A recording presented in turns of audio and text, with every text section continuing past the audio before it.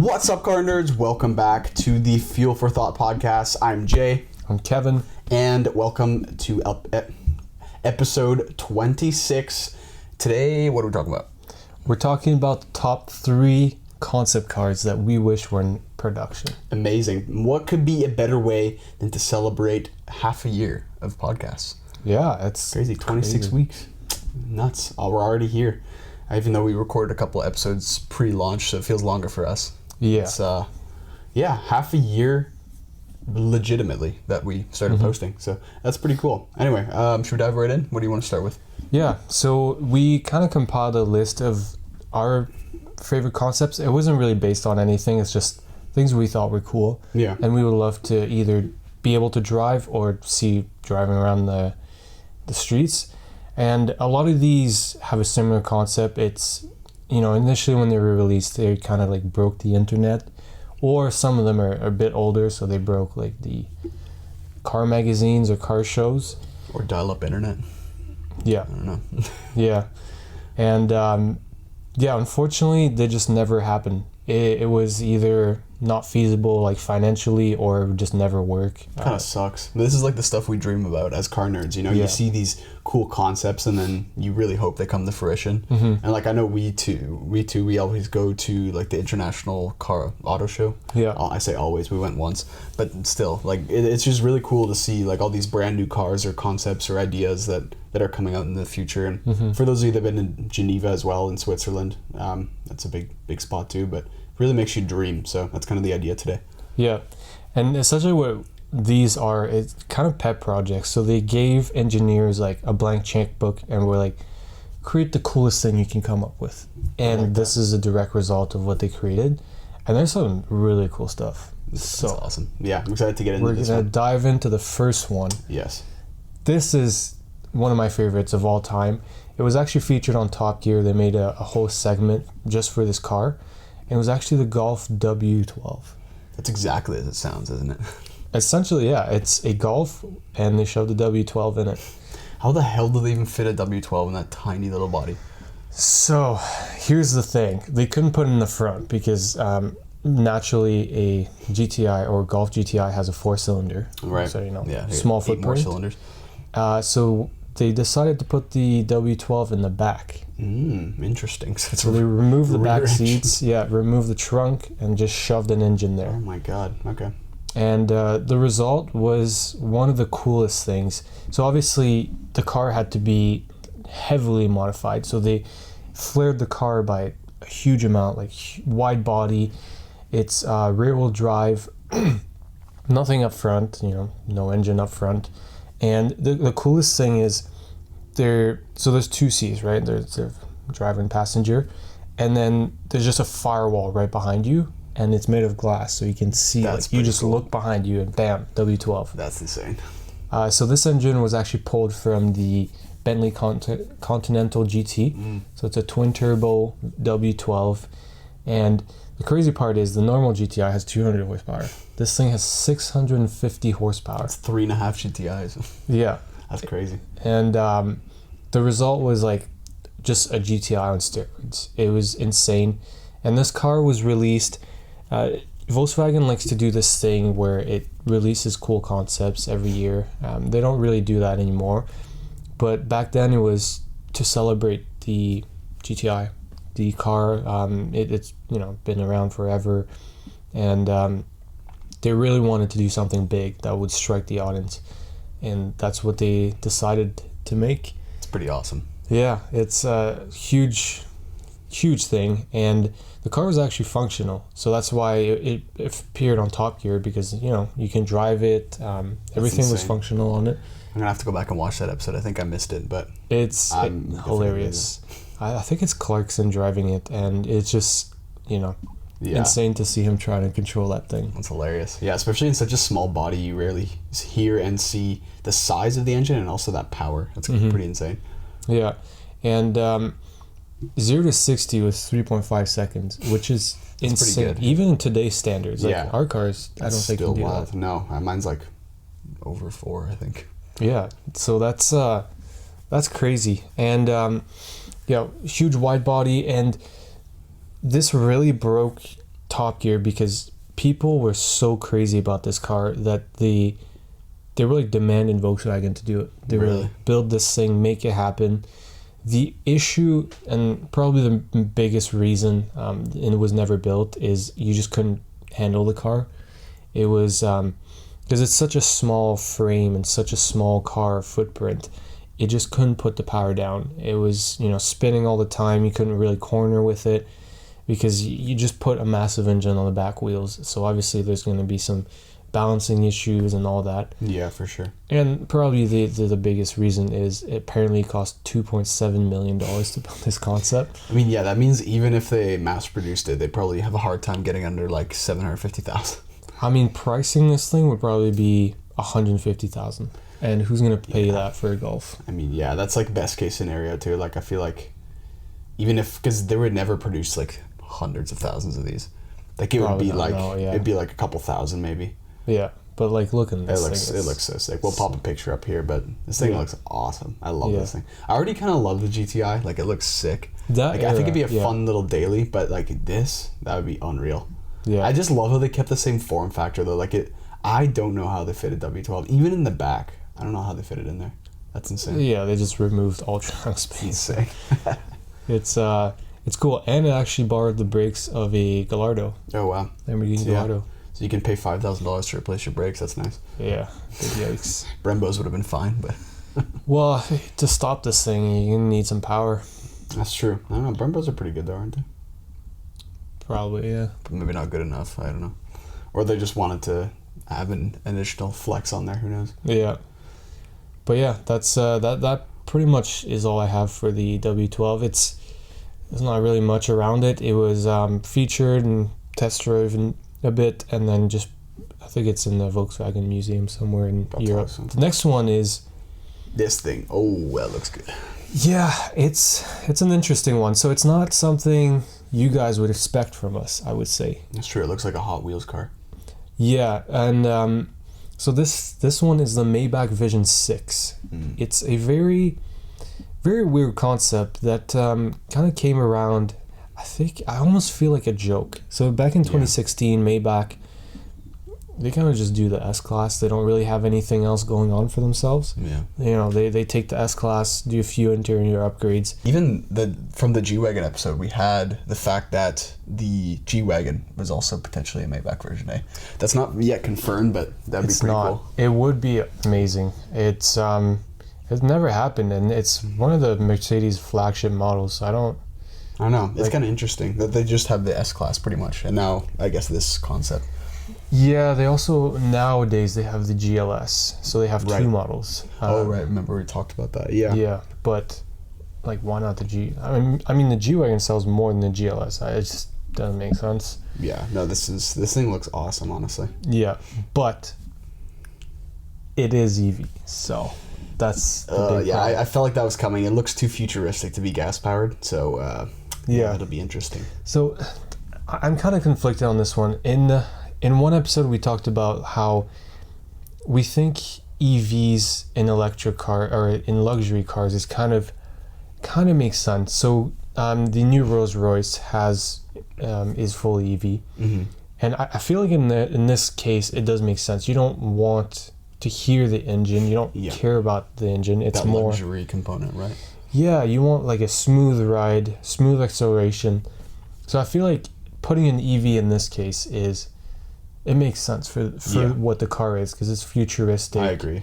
And it looks like one of those like, souped up saloons that like celebrities would ride in. So I feel like, yeah, absolutely. I think it makes a lot of sense in this case for sure. So this was back in 2016. So the range is pretty bad. It's only 320 kilometers. Yeah, so the range is pretty piss poor on this. Yeah, so 320 kilometers, that's like roughly 200 miles. Yeah, that's not bad. That's like what I do in my car if I drive like I normally do, which is ridiculous. Yeah, but this is 2016 battery technology. That's true. Right now, if they probably built this nowadays, probably 500-600. I'd say so, yeah. But unfortunately, it's never going to happen. It is, so there's a couple cool features on it. First of all, the coupe has gull-wing doors. Ooh, okay. Which is sick. Because dope. we haven't seen those since the SLS. Yeah. And even the SL gull-wing, that's the one I think about right away. That thing is so sick. Yeah, that's classic Mercedes design. Not really functional. Like the SLS caused a lot of issues with those doors, but it looks so cool. I also saw this video of this guy. He's like super pumped. He just got his SLS, and then he's in a parking garage and opens it and just like slams into the top of that hurt me. Yeah. Another cool thing is they did a drop head. So there's the coupe and then there's a convertible. Ooh. Which, in my opinion, I usually hate convertibles, but I'm almost more drawn towards the convertible just because it's, I don't know, it's just the tail is kind of there, and the interior, you get to see the interior like from different angles. That's true. Yeah, it's like a more interactive experience almost, you know? Yeah, exactly. So yeah, that's this design. Of course it's never gonna happen, but yeah, definitely a Hot Wheels looking car. But I think this thing looks super cool. Yeah, I never can imagine like a concept car actually going out on the road. It's something about like the wheels and like how they kind of design it. It always looks so like it would never exist kind of thing. It's more made for striking. So I mean, this thing doesn't even have mirrors, of course. Yeah, that's like true. no concept cars ever have mirrors. And then the wheels are usually like 26-inch wheels with like a little bit of tires, a massive grille, tiny headlights with like made of LED strips that would just blind everyone. Yeah. So it's not... Doesn't make any sense, yeah. Yeah, it's not practical. It's just made to like accentuate the parts that they want you to look at, right? Yeah. But with... I feel like a lot of cool concepts did happen. And I mean, my favorite example is the TRX. Of course, yeah. So, I mean, we can segue into the next car because we're going to touch on that. Mm-hmm. So the next car, do you want to introduce this one? Yeah, so this is actually a really cool one because me and Kevin have talked about for so long, like Jeeps are such cool cars, but we just don't like that it's a V6. Like we were like, oh, what if there was like a V8 Jeep? Like that would be so sick. Or like even like an SRT8 Jeep or like anything really. But this one's a cool one because it's a Hellcat engine Jeep. And that's the best of the best V8 you could possibly ask for. So this is definitely enticing to me. So this is the era which unfortunately ended, but this is the era where Fiat, aka Dodge, just decided to put the TRX, not the TRX, the Hellcat power plant into just absolutely everything. I love it. They built this strong Hemi supercharged V8 and we're like, why don't we just shove it in every car we have? So they did the Jeep Grand Cherokee, they did the Charger Challenger, they did the Ram, which was the TRX concept, which we'll dive into. Right. And then, what else? They did Durango. It was rumored, well, they did this Jeep Trailcat, which was another concept. They even started doing sketches. I saw a concept of, the Chrysler Pacifica? Yeah. They did a way. Hellcat inspired Pacifica, which was very interesting, and I'm glad never happened, but that would be dope. A minivan with a V8. That's hilarious. You know what I would actually buy though?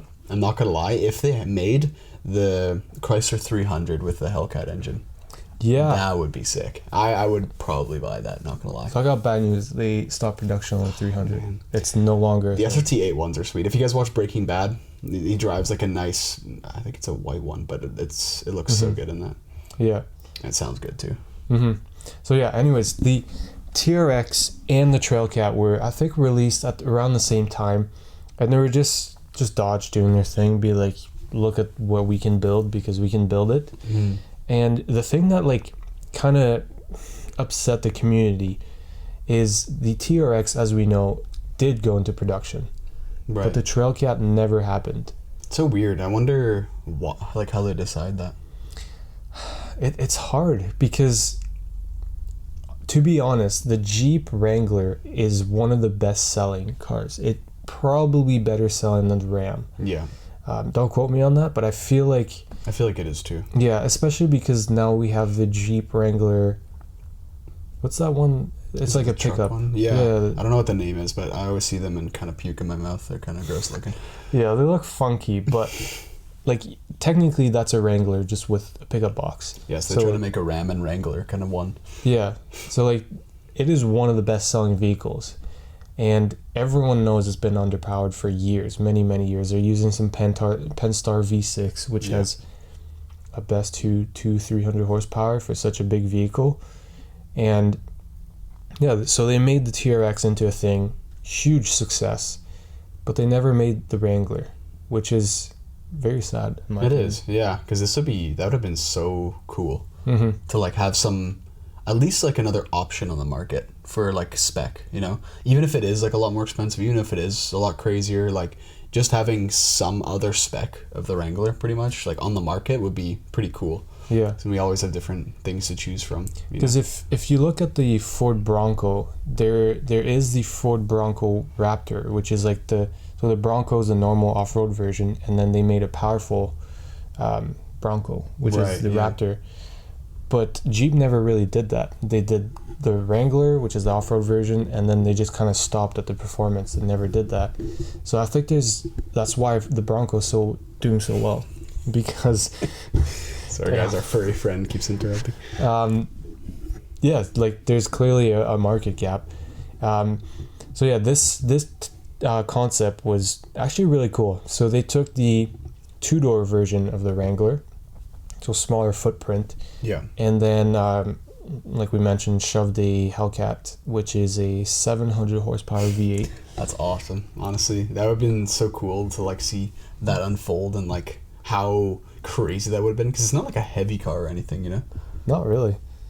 And then they went to their Mopar. So Mopar is part of the Fiat / Jeep / Dodge group. Yeah. And essentially they sell like performance parts that you can install from the factory and has warranty. So they went to the Mopar store and just rated the cabinets. They took roll cage, suspension, big wheels, and they even got the seats, so the driver and passenger seats. She's cute. She's cute. Even got the seats from a Dodge Viper, so it's like the bucket seats sick. With like a carbon fiber back. I would have loved to see this then, even just like one model just like produced. That could have been so sick. Yeah, and then a big fuel cell, so you don't have fuel starvation, and yeah, they just went all out. And this thing looks insane. So they painted it some like lime green, so you like really cannot miss it. Yeah. With a bunch of matte black, and wow, that looks amazing. Looks insane. Looks like definitely like an off-roading thing. Yeah, and this thing's actually capable. Like it's a working concept, and one of the biggest challenge you can do in the U.S. is the Moab Trail, which I think is in Utah. Yeah, Moab, Utah. Yeah. And they took it there. This thing did flawless, performed very well in all the tests, and was really, like, proved itself to be capable. I don't doubt it. Like, even just given the specs and how this thing looks, like, it's probably insane. Yeah. Even, like, for dirt jumping and stuff like that. Like, it's probably so fun. And, yeah. And it's never going to happen because now the Dodge confirmed that the, like, Hellcat power plant has been so sad. Ceased to be made.